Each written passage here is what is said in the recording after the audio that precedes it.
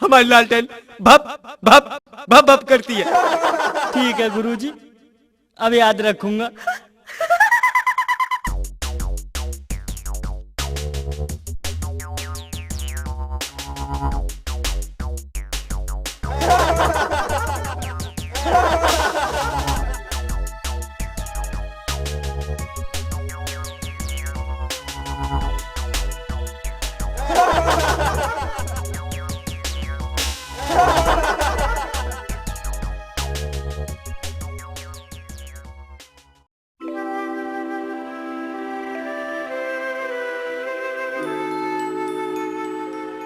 शिष्य, जी गुरुजी। मैं भिक्षा लेने जा रहा हूँ, आज कोई गलती नहीं होनी चाहिए। ठीक है गुरुजी, आज कोई गलती नहीं होगी। अच्छा, मैं जा रहा हूँ। ठीक है गुरुजी। ठीक है, आप चले जाओ भिक्षा के लिए, मैं बिल्कुल होशियार रहूंगा। आने दो उस औरत को।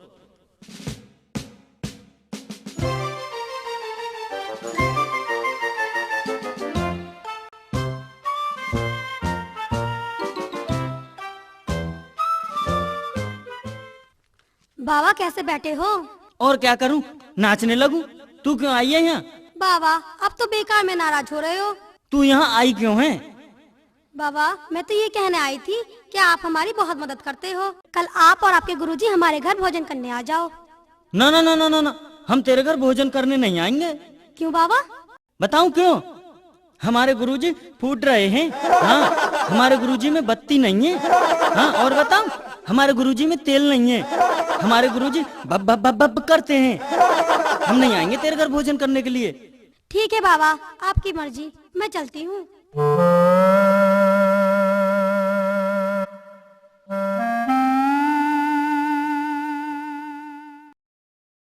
बता शिष्य, आज वो औरत तो नहीं आई थी? आई थी गुरुजी। फिर क्या? फिर क्या?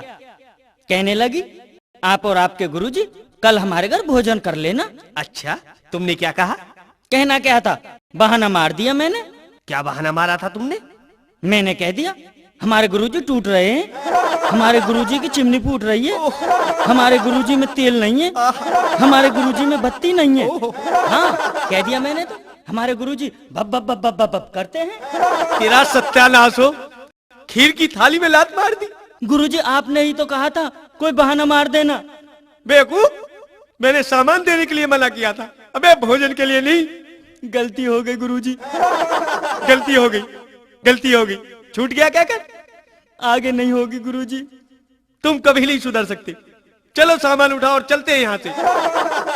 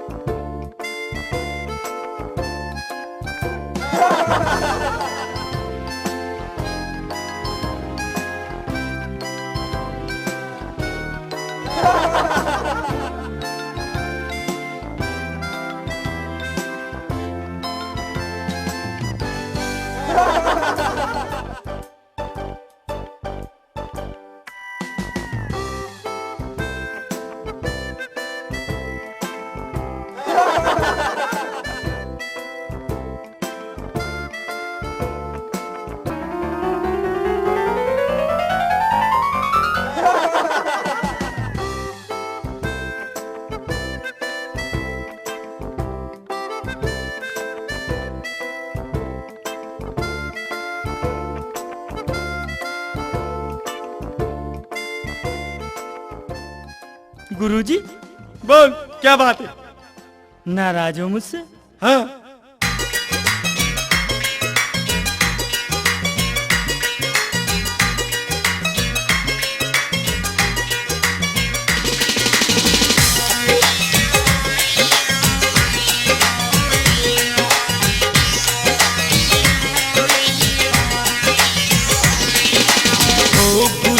माफ करो, हाँ गुरुजी माफ करो।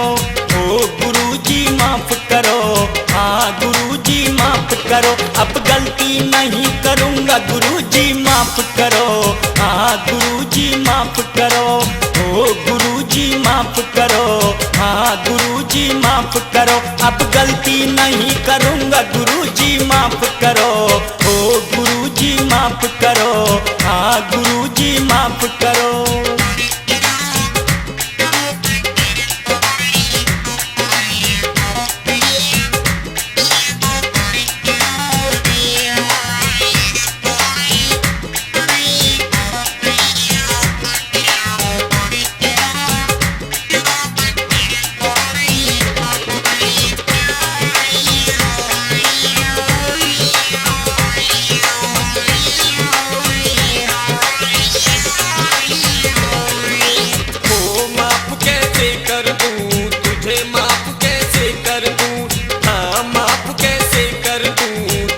माफ कैसे कर दूं, करे उल्टे सीधे काम क्षमा कैसे कर दूं।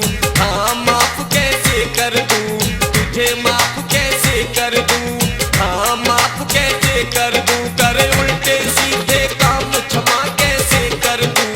ओ माफ कैसे कर दूं, हाँ माफ कैसे कर दूं।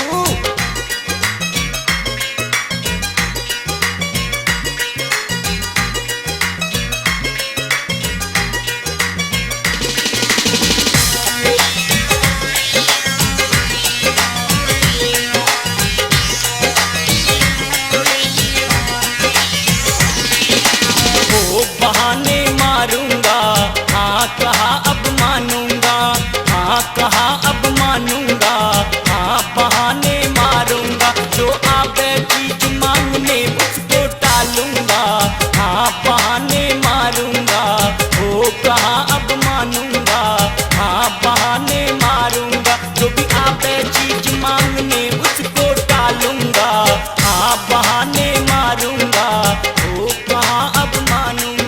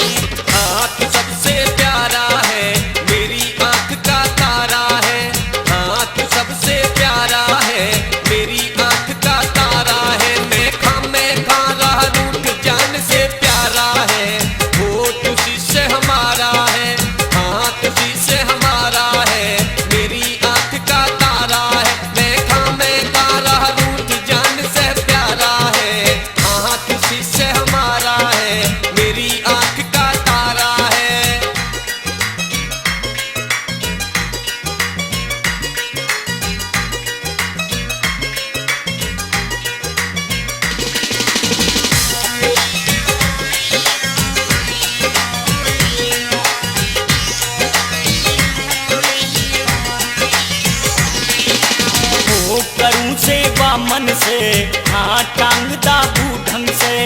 वो करूं सेवा मन से, हाँ टांग दाबू ढंग से।